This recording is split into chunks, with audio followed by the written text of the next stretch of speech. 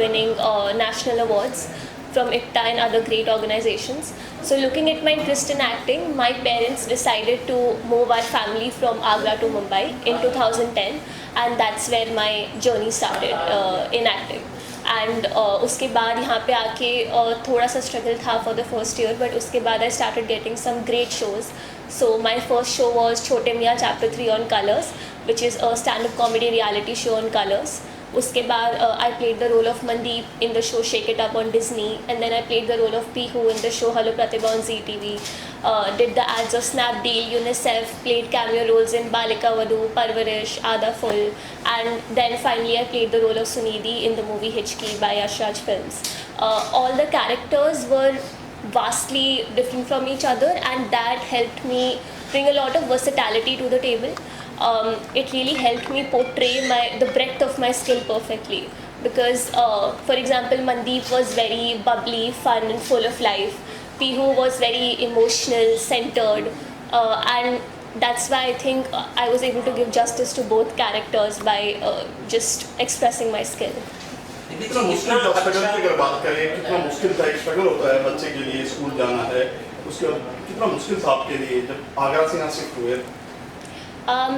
Initially थोड़ा tough था, but because मुझे पढ़ाई में इतना ज़्यादा इंटरेस्ट था तो मेरे लिए इतना ज़्यादा टफ नहीं था, बिकॉज मैं उसको बैलेंस कर पा रही थी. तो इवन ऑन द शूट्स हमेशा you could find me in a corner on the set with my nose in the books, because I use to love studying so much, and that interest in academics is what shaped my interest in finance and strategy. So it was a little difficult in terms of timing, but because of my parents I could manage everything कि ठीक है दिन में school है, उसके बाद दोपहर से रात तक शूट है, पूरा हम साल का प्लान करके रखते थे एडवांस में कि this is how we have to prioritise our timing. So we were able to manage it. पहले कौन सा प्रोजेक्ट था और कितना मेहनतनामा मिला था आपको, वो चीज़ आपको कितना याद है आज तक? सबसे पहला प्रोजेक्ट छोटे मियाँ चैप्टर 3 था. थोड़ा इंटिमिडेटिंग था बिकॉज हम तभी आए थे मुंबई, एंड मैंने स्टेज शोज़ बहुत किए थे, but this was the first time I was facing a camera, and that too a reality show which was a competition. And comedy is something जो मैंने पहले ट्राई नहीं की थी. बट मेरे काफ़ी गुरुज थे उस शो में जिन्होंने मुझे मेंटोर किया, मुझे अच्छी स्क्रिप्ट्स दी एंड धीरे धीरे मैंने उस स्किल को काफ़ी पॉलिश किया। इनिशियली एलिमिनेट होके मैं वाइल्ड कार्ड एंट्री से फिर से वापस आई थी एंड उस शो में जजेस थे Mahima Chaudhary ma'am and Sachin Pilgaonkar sir and उन्होंने मेरी बहुत तारीफ़ की थी, मुझे बहुत एनकरेज किया था, मोटिवेट किया था, so all that made it a lot easier. दीदी आप मानते हो इस चीज़ को, जिस टाइम आपने शुरू किया था, हम ये नहीं कहते आप बहुत ज़्यादा उम्र में बड़े हैं, जिस टाइम आपने शुरू किया था इतनी अपॉर्चुनिटी नहीं थी जो आजकल है। ऑडिशन ऑनलाइन हो जाते हैं, फ़ोन पर बात हो जाती है, वीडियो भेजा जाता है, क्या कहना सर, कोई ऐसा वाक़या शेयर करेंगे आप? हाँ, पहले तो सब कुछ ऑफलाइन ही था, तो हम इनिशियली जो फर्स्ट ईयर था हम काफ़ी प्रोडक्शन हाउसेस में जाते थे अपना इंट्रोडक्शन देने and it was just an introduction because initially auditions नहीं लेते थे वो। पहले हम धीरे धीरे कनेक्शंस बिल्ड करते थे, फिर मैंने ऑडिशंस देने शुरू किए, काफ़ी नेटवर्क बनाया मुंबई में, काफ़ी कास्टिंग डायरेक्टर्स के साथ, कोऑर्डिनेटर्स के साथ एंड धीरे धीरे I could do it. But at the end I would say कि even though it's very difficult, बहुत कंपेटिटिव है एंड आज की एज में जैसे आपने बोला अब तो सब कुछ डिजिटल है तो और भी ज़्यादा कंपेटिटिव है। बट अगर आपके अंदर वो स्किल है और चाहे अपॉर्चुनिटी कितनी भी बड़ी हो या कितनी भी छोटी हो, अगर आप अपना स्किल 100% दिखा रहे हैं तो आपको अपॉर्चुनिटीज़ मिलती जाएंगी आगे। दीदी आपको मुकाम कब मिला जब आप जा रहे थे, आपको लगा कि रिद्धि अरोड़ा ये वो आर्टिस्ट टीवी में आती थी या आ रही है, वो वाक़या शेयर करेंगे हमारे साथ? जो पहला ऐसा शो था जो आपको लोगों ने पहचाना और एक नाम मिला रिद्धि अरोड़ा? वो तब आया जब मैंने शेक इट अप किया था। I played the role of Mandeep in shake it up and वो मेरा लाइफ का सबसे पॉपुलर कैरेक्टर था and that was because Disney is very popular among the kids. तो जो एक बार आई रिमेंबर मैं मैजिका गई थी विद माई फैमिली एंड वहाँ पे काफ़ी लोगों ने मुझे घेर लिया था बिकॉज सब लोगों ने, आधे लोगों ने शेक इट अप देखा था, आधे लोगों ने हेलो प्रतिभा देखा था। तो वो I think it was one of the first moments when I felt कि I just felt so happy that so many people know me and they're touched by what I do. ये मुंबई जो है, ये मुंबई मायानगरी है, हर कोई सपना लेके आता है, हर कोई दूसरे शहर से है यहाँ पर। तो कहा जाता है मुंबई के थपेड़े इंसान को या तो भगा देते हैं या बना देते हैं। हाँ, सभी की ये कहानी है, तो इस बारे में आप क्या कहें? कभी आपका ऐसा हुआ कि वापस जाना चाहिए मुंबई से कि काम नहीं मिलेगा? आई थिंक वो जो एक करेज था, तब मैं बहुत छोटी थी तो उस चीज़ के लिए मैं बोलूँगी कि मेरे पेरेंट्स के अंदर बहुत स्ट्रेंथ थी। काफ़ी बार ऐसा था कि हमने काफ़ी फेलियर्स देखे हैं, काफ़ी बार ऐसा भी हुआ था कि प्रोजेक्ट साइन हो चुका था एंड उसके बाद the production house backed out कि नहीं, we can't do this, like we can't do this with you anymore. So ऐसे रिजेक्शंस भी हमने बहुत देखे हैं। काफ़ी बार शॉर्टलिस्ट होती थी टिल दी एंड बट फिर भी नहीं वर्कआउट होता था। तो failures is something that is a part of being in the TV and Bollywood industry and you will have to build the muscle to be okay with it. But I feel because of that, because of those failures, I've become so resilient and strong. So I think it is a part and parcel of things, but उससे आप बहुत strong भी बनते हैं। रिद्धि जी, एक वक्त था जब आपका काम था कैरियर से चल रहा था, उस दौरान आपने कॉर्पोरेट का काम करना शुरू किया, फिर MBA किया, क्यों, कोई खास वजह थी? So while I love acting, मैं एक्टिंग में अपनी intellectual and analytical abilities use नहीं कर पा रही थी and because I use to love studying so much, मुझे कॉलेज में फाइनेंस एंड स्ट्रैटेजी में इंटरेस्ट आया and in NMIMS a lot of esteemed professors taught me these subjects and after that I started landing great roles in some multinational companies which helped me establish my footing in the finance industry. So I would say I just feel happier in the corporate world because I'm able to use my entire self, from my creative abilities to my intellectual and analytical abilities. After MBA आप वापस आना चाहेंगे acting में, entertainment industry में, Bollywood industry में, और आना चाहेंगे तो क्या करना चाहेंगे? Sure, I mean if the right opportunity presents itself then मैं ज़रूर आना चाहूँगी, चाहे वो OTT हो, चाहे वो कोई बिग बैनर मूवी हो।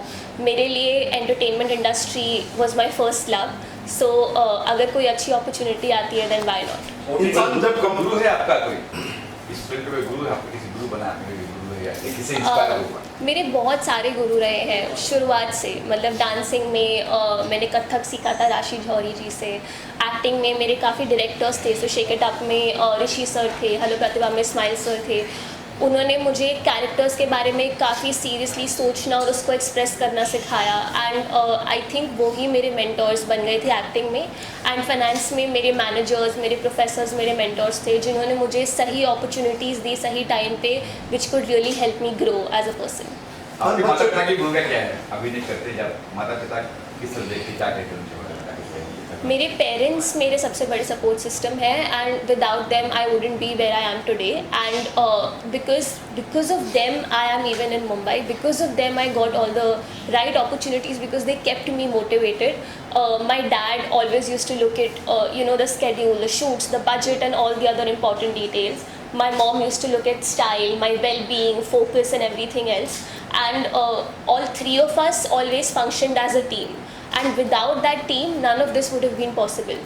So I think I would credit everything to my parents. दिन में कल लगा ना कि लड़की आप लड़की को बेटा कहाँ जा रहा है किस स्टूडियो जा रहा है क्योंकि इस फील्ड पे कई बार सुना भी होता है कई चीज़ होती भी है पापा या मम्मी ने भी कहा बेटा कहाँ जा रहा है किस स्टूडियो जा रहा हो MBA कर लो पढ़ाई कर लो ये कर लो तो कहाँ से कभी हुआ एक्चुअली मेरे केस में हमें बाकी लोगों ने बहुत बोला था कि जब हम आगरा से मुंबई शिफ्ट हुए थे कि ये आप क्या कर रहे हो या ये कैसा डिसीजन ले रहे हो, बट हमारे अंदर वो कन्विक्शन था कि हमें पता है हम क्या कर रहे हैं और हमें अपना करियर कैसे शेप करना है, तो हम उस सबसे बाहर निकले. एंड जहाँ तक बात है मेरे पेरेंट्स की एक्टिंग को लेके, ऑनेस्टली थोड़ा इन्वर्स था. मेरे पेरेंट्स वाले कि you have done so much in acting, you established your footing, why do you want to go to finance now and do an MBA. मेरा इंटरेस्ट था MBA में जाना, तो मैंने उनको कन्विंस किया था कि मेरा इसमें इंटरेस्ट है, मुझे आगे पढ़ना है, मुझे अपने करियर को एक इंटरनेशनल फोकस देना है आगे चल के. तो इस तरीके से वो जर्नी पे तो भारत MBA में और विदेश के MBA में क्या डिफरेंट है क्या अंतर है? So बाहर के MBA में focus is more on international perspective and peer group is very global, and in India the focus is more on local industry practices and theoretical knowledge. In my case, I've worked a lot with European and American markets, and I want to continue building on that in the future. That the focus of my career has to be global. OTT का ज़माना है, web से ज़माना है, कभी से chance मिला आपको कि OTT पे काम करना है तो आप तैयार है क्योंकि OTT पे बहुत कुछ भी आता है और समझिए क्या कर रहा हूँ क्या कुछ नहीं निकाल क्या OTT पे एज आई सेड कोई अच्छी अपॉर्चुनिटी होगी जिसमें मेरी प्रोफाइल फिट होगी एंड जो कैरेक्टर मुझे बहुत इंटरेस्टिंग लगेगा तो मैं ज़रूर करूँगी. ऑफ कोर्स अगर मैं अपने टाइम कमिटमेंट बैलेंस कर सकती हूँ दोनों इंडस्ट्रीज़ के बीच में, देन व्हाई नॉट. सबसे बड़ा प्रोजेक्ट, सबसे अच्छा प्रोजेक्ट, सबसे यादगार प्रोजेक्ट कौन सा था आपका जिसने आपकी लाइफ बदल दी? सबसे मेमोरेबल प्रोजेक्ट मेरा था Savdhaan India. I remember that was a special episode, like जो एनुअल एक स्पेशल एपिसोड होता है, it was a 1 hour long episode and they spent a month trying to cast for that episode. So it was on child molestation and when they finally selected me, हमने सब कुछ discuss किया and वो बहुत ही emotionally heavy character था. So उसमें I had to really get in the mind of the character to be able to give justice to it. And I remember हम उसका क्लाइमैक्स सीन शूट कर रहे थे जिसमें मुझे अपने सारे इमोशंस बाहर निकालने थे. Like that was the ultimate break down scene and I think मैंने वो इतना ज़्यादा उसमें मैं घुस गई थी कैरेक्टर में, मैंने ऐसा परफॉर्म किया कि पूरा सेट शांत हो गया था एंड कट होने के बाद the whole set give me a standing ovation. And वो मोमेंट मेरे लिए बहुत यादगार रहेगा बिकॉज पूरे सेट से स्टैंडिंग ओवेशन मिलना बहुत कम होता है. बट मोस्ट इम्पॉर्टेंटली उस एपिसोड ने जो पूरी कंट्री को मैसेज दिया था विमेन एम्पावरमेंट पे, that is why that character and that episode is so important to me. आपने हिस्ट्री में काम किया गानी में कभी कुछ बातें हुई सेट पे कोई बातें हुई कुछ गानी से हाँ, मतलब वी वर्क टुगेदर एंड हमने काफ़ी सारे सीन्स एंड इवन सॉन्ग्स साथ में शूट किए थे and she is a very nice and very sweet very kind person. उन्होंने इंश्योर किया कि हम सबको कंफर्टेबल लगे उनके साथ. बहुत ही अच्छी जर्नी थी. It was very. 5 साल में आप कहाँ देखते अपने आप को? अगले 5 years में I will either be in Singapore and France और in London because that's where I'll be doing my MBA. So that's where my focus will be in terms of business. That's where I want to build my career. दीदी आप मानते हैं कि बॉलीवुड में हमेशा पंजाबियों ने फटे चक्के हैं, पंजाबी हमेशा छाए हैं, चाहे बी.आर. चोपड़ा हो, यश चोपड़ा हो या फिर विकास सिंह हो या दिलीप पाजी, क्या कहना चाहिए इस बारे में?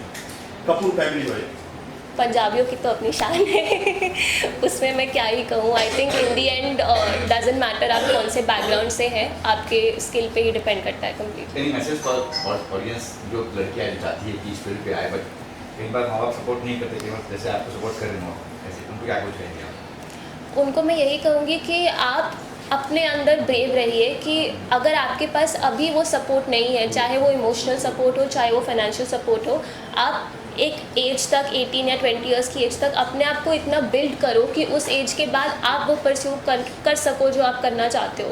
एंड मैंने ऐसा बहुत देखा है specially in small towns that लड़कियां नहीं कर पाती है। And I strongly believe in Indian growth.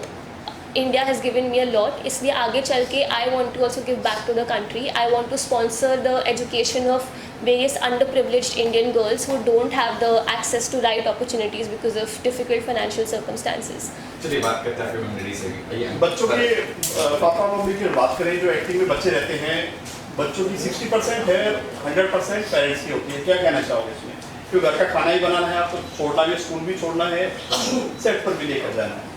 हाँ, वो बैलेंस तो डिफ़िकल्ट होता है, बट मेरे पेरेंट्स ने पर्टिकुलरली मेरे डैड ने अपना बिजनेस पूरी तरीके से बैक बर्नर पे रख दिया था जस्ट टू फोकस ऑन मी।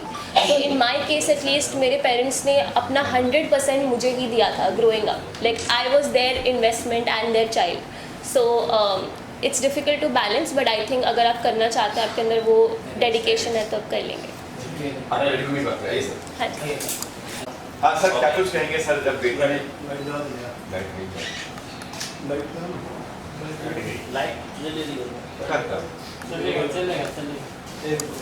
क्या कुछ कहेंगे अपनी, मतलब कहेंगे कि आजकल बेटियां लड़के के मुकाबले में एकदम साथ में, क्या कुछ कहेंगे जब लड़की ने कहा कि मुझे एक्टर बनना है, मम्मी और डैडी का क्या रिएक्शन था कि बेटी कहाँ जा रही, फिल्म पे क्या है, तुम आगरा वाले, हमें मुंबई जाना है, क्या ठीक था सकता? ये जर्नी बहुत लंबी है। जब वो 4 साल की थी और आज वो 25 साल की है, तो 4 साल से 25 साल तक 21 साल की जर्नी इतनी जल्दी नहीं बोली जा सकती, बताई जा सकती। मगर इतना ज़रूर बोलूँगा कि 4 साल के बच्चे ने अपना जलवा 4 साल की उम्र में दिखाया था। एक छोटे से लॉयंस क्लब के शो में उसने, फैंसी ड्रेस शो में अपना जलवा दिखाया था। कई न्यूज़पेपर में उसकी फ्रंट न्यूज़ आई थी, फोटोग्राफ आई थी। बस उसके बाद कहानी बदलती गई, स्टेज प्रोग्राम मिलते गए। सोनू निगम के साथ शो मिला वहाँ आगरा में, वहाँ और कई सारे प्लेस मिले, थिएटर प्लेस मिले, कई सारे डांस शोज मिलते गए। मगर हमने हमेशा स्टडीज़ को पैरेलल रखा। Studies plus acting plus dance plus anchoring plus modelling, everything was side by side. 1 महीना पहले ही मैं इसका बुकिंग मतलब डेट्स देना, टाइम देना, सब मैं देखता रहता था कब क्या मैनेज हो सकता है। मगर इससे पहले पूछ लेता था, are you comfortable with study, are you comfortable with examination. ऐसे भी मैंने दिन देखे हैं कि सुबह फाइनल एग्ज़ाम हुआ, दोपहर को हम कार में टैक्सी में बैठे हैं, फरीदाबाद जा रहे हैं, भूपेंद्र सिंह हुड्डा जी का प्रोग्राम था, राजीव गांधी के ऊपर इसने बोलना था, एक्टिंग करनी थी, पूरा 10 मिनट इसको बोलना था शंकर सानी के साथ। वो उसके बाद दूसरे दिन सुबह एग्ज़ाम था। तो हमने कैसे उसको किया बैलेंस कि आगरा स्कूल से टैक्सी से होटल से फरीदाबाद ग्राउंड, 25,000 ऑडियंस। उसके बाद रात में वापस, उसी रात को वापस, उसके बाद सुबह फिर दोबारा एग्ज़ाम। तो that is the thing we all 3 did like this. आपका यही कहेंगे कि छोटी थी, 4 साल की थी, तो वहाँ से इसका टैलेंट पता चला। धीरे धीरे इसको एक लाइन दी गई बोलने के लिए। तो इससे कहा, बेटा तू स्टेज पे ये बोल लोगे? जब हाँ बोल लूँगी। इसने वो लाइन एक बोली, वहाँ से लगा कि ये बहुत कॉन्फिडेंट है ये। तो वहाँ धीरे धीरे इसको आगे फिर स्टेज पे इसने स्पीच बोलना शुरू किया। पहले 4 लाइन का दिया, फिर इसको 1 पेज दिया, ऐसे करते थे बहुत स्पीच बोलते बोलते। फिर आगे इसने वो शोज़ वो किए, ये वाले नेशनल अवार्ड्स लिए, उसमें प्ले किए। तो प्ले में इसने बहुत नेशनल अवार्ड्स लिए। तो वहाँ धीरे धीरे फिर ये हम इधर मुंबई आ गए। इसका वहाँ पर आगरा मुंबई से ही एक कॉल आया था कि इसको छोटे मियाँ में सेलेक्ट किया जा रहा है। तो वहीं ऑडिशन हुआ था इसका ऑनलाइन।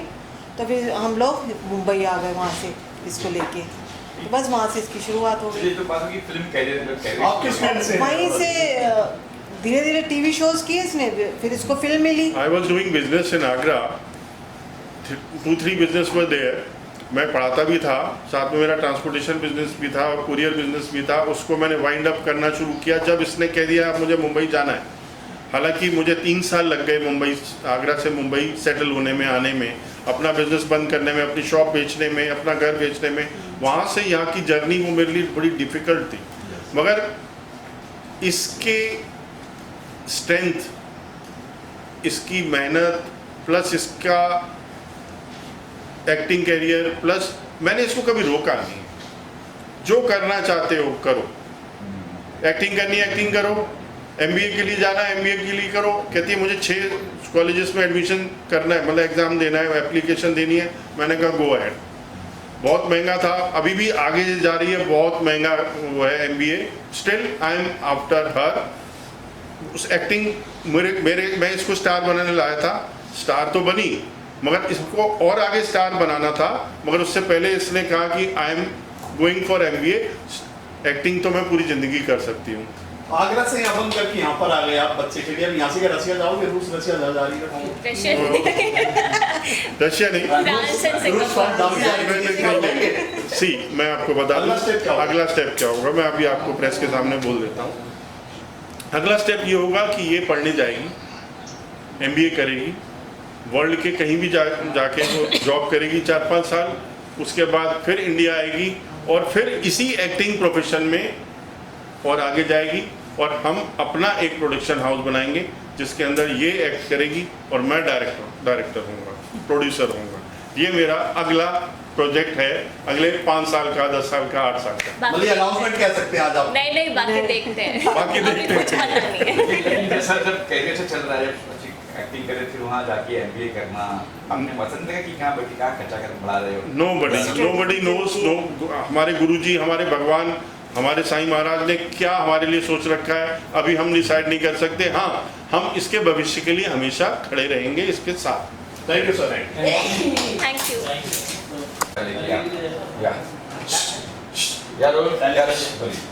आप पूछेंगे या मैं अपने हाँ, बताइए अपने बारे में बताइए अपने बारे में। माई सेल्फ बंद है ना? ये चालू है? अब पता नहीं होता कि हमारे एडिटर को कॉन्फ्रेंस क्या किए हैं। Okay myself Ayat Shaikh, I am into acting, I do anchoring also, cricket में कमेंट्री भी मैं करती हूँ, and I do modelling as well. So yeah this is my profile. Riddhi के लिए क्या कुछ कहना चाहेंगे? आपने वीडियो देखी, आपने अभी सुना दिया, आपने क्या कुछ रिद्धि के बारे में? So I am here to wish her all the very best for her MBA career. And जैसे एक्टिंग का तो हमने उनकी जर्नी देखी है, बहुत ही गज़ब की और बहुत ही मज़ेदार जर्नी रही है रिद्धि की। And I really want to appreciate the hard work of her parents, क्योंकि पेरेंट्स के सपोर्ट के बिना इतना आगे आना that is not possible at all. And being a girl I can understand कि लड़कियों के लिए कितना मुश्किल होता है कि अगर फैमिली का सपोर्ट नहीं है और फिर आप इंडस्ट्री में काम कर रहे हो, it is very difficult. So hats off to her parents कि इतना सपोर्ट किया और लड़की को इतना आगे लेके आया। एंड या wishing her all the very best for her MBA career also and for acting career also. यही सवाल आपको भी कि आपको अपने पेरेंट्स कितने सपोर्ट कर रहे हैं एक्टिंग करने में? आई am into industry already from last 6 years and मेरे पेरेंट्स के सपोर्ट से ही मैं यहाँ तक आई हूँ। सो या आई can understand that I am grateful for having such a supportive parents. तो बीइंग ए शेख, कई बार बहुत पेरेंट्स उधर कहाँ जा रहे हो बेटा कि हम बोलिए वाला है कहाँ इस सब चीज़ पे सोचा कभी हुआ है? नहीं, पेरेंट्स की तरफ से नहीं हुआ है। हाँ, रिलेटिव्स की तरफ से ज़रूर हुआ है, लेकिन पेरेंट्स की तरफ से नहीं हुआ। Parents were very supportive and my mother used to manage me very earlier at the beginning of my career, तो फिर इतनी प्रॉब्लम नहीं हुई कभी। इन दोनों का कुछ हो रहा है? रिलेटिव का भी सुनते हैं आप?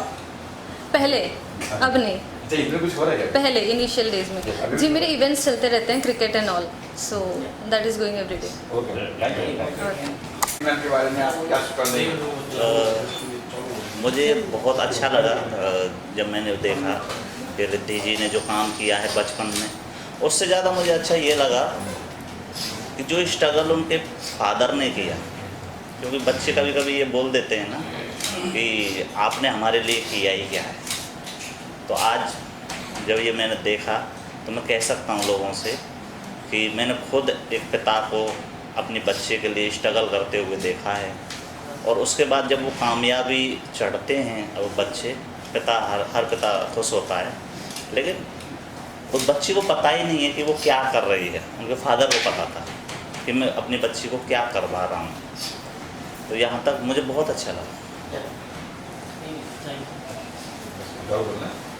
आप कोई सवाल करेंगे तो बिल्कुल। आपके आ रहे हैं, आपने अभी कुछ किया, मैं सुना है फिलहाल में बुरहान बताएंगे उस बारे में? हाँ, अभी मेरी 3 जनवरी को एक फिल्म रिलीज हुई जिसका नाम है प्यार में कुर्बान, जिसके डायरेक्टर थे जुबेर के खान, और बहुत बढ़िया फिल्म है।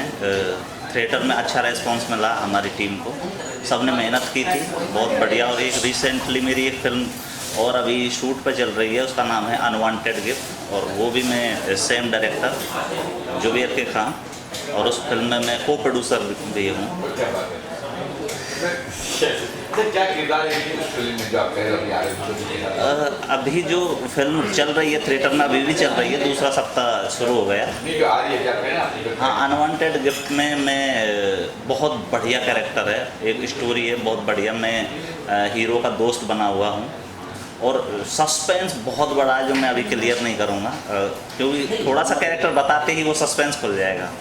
हाँ, दोबारा रूबरू। कैसा बॉन्डिंग कैसे है? आप भी एक्टर हो, प्रोड्यूसर। जुबेर जी के साथ इतनी अच्छी बॉन्डिंग है मेरी कि उनके साथ मेरी ये तीसरी फिल्म है। पहले मैं उनके साथ प्यार में कुर्बान जो रिलीज हो चुकी है, उसके बाद एक फिल्म और है उनकी वैम्पायर सागा, वो फिल्म कंप्लीट हो चुकी है, पोस्ट प्रोडक्शन चल रहा है, और ये फिल्म शूट पे चल रहा है। अभी खरमास चल रहा है, इसलिए शूटिंग सभी ने बंद कर रखी है, जैसे ही शुरू होगी 20% बचा हुआ है। बहुत बढ़िया फिल्म है। वैम्पायर में भी आपका कुछ? हाँ, वैम्पायर में भी मैं एक्ट कर रहा हूँ साथ में उनके, और जो ये अभी जो फिल्म है अनवांटेड गिफ्ट, उस फिल्म में मैं एक्टिंग के साथ साथ को प्रोड्यूसर भी हूँ। तो क्या प्लान कब तक, जब आपने कहा सिर्फ 20 फिल्म बाकी है शूटिंग का, क्या प्लान की प्रोड्यूसर भी आपको, तो प्लानिंग कब, शूटिंग कब खत्म होगा, तब रिलीज होगी फिल्म? 18 जनवरी से हमारा सेकंड शेड्यूल है, जो 2 ही शेड्यूल में हम ख़त्म कर रहे हैं, एक शेड्यूल हो चुका है। 18 के बाद शूटिंग शुरू है, और जो मेरी टीम, पूरी टीम ही डिसाइड करती है। अप्रैल में ये फिल्म आपको देखने को मिलेगी सबको। और अभी मैं चाहूँगा कि अभी मेरी जो फिल्म चल रही है प्यार में कुर्बान, उसको सभी जाके देखें, बहुत प्यारी फिल्म है, आपको मज़ा आएगा। मिर्ची गाना किसने? हाँ, मिर्ची मिर्ची गाना सुपर हिट गाना है। जिस दिन आप आए थे मैं आ नहीं पाया, मीडिया वालों से मैं कभी कभी क्षमा मांगता रहता हूँ। तो मिलते हैं। जय हिंद, जय भारत।